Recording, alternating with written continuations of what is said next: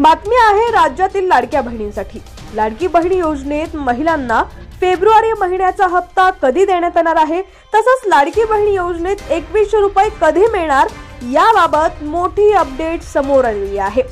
बातमी सविस्तर पाहूया। त्याआधी तुम्ही HPN मराठी न्यूज चॅनल पहिल्यांदाच पाहत असाल आणि अजूनही चॅनलला सबस्क्राइब केलं नसेल तर नक्की सबस्क्राइब करा, जेणेकरून आमचे अपडेट्स लवकरात लवकर तुमच्यापर्यंत पोहोचतील। महाराष्ट्र सरकारची लाडकी बहीण योजना सध्या चांगलीच चर्चेत आली आहे। लाडकी बहीण योजनेत आतापर्यंत महिलांना 7 हप्ते देण्यात आलेले आहेत। आता फेब्रुवारी महिन्याचा हप्ता 20 तारखेच्या आसपास देण्यात येणार आहे अशी माहिती समोर येते। लाडकी बहीण योजनेत महिलांना 2100 रुपये देण्याचं आश्वासन महायुती सरकारने दिलं होतं। दरम्यान अर्थसंकल्पानंतर हे पैसे दिले जातील असं सांगण्यात येत आहे।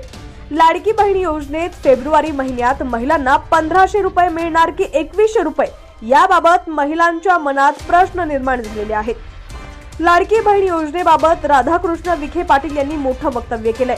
अर्थसंकल्पीय अधिवेशनानंतर लाडक्या बहिणींना 2100 रुपये मिळतील असं त्यांनी सांगितलं होतं।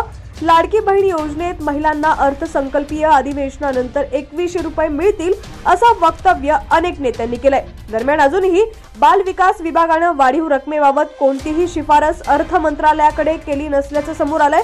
शिफारस केल्यानंतर जवळपास 4 महिन्यांनी अंमलबजावणी होते असंही सांगितलेलं आहे। त्यामुळे लाडक्या बहिणींना मार्च महिन्याच्या अर्थसंकल्पामध्ये तरी 2100 रुपये मिळण्याचा निर्णय होणार का याबाबत संभ्रमच आहे। लाडकी बहीण योजनेत आता महिलांच्या अर्जाची तपासणी सुरू आहे।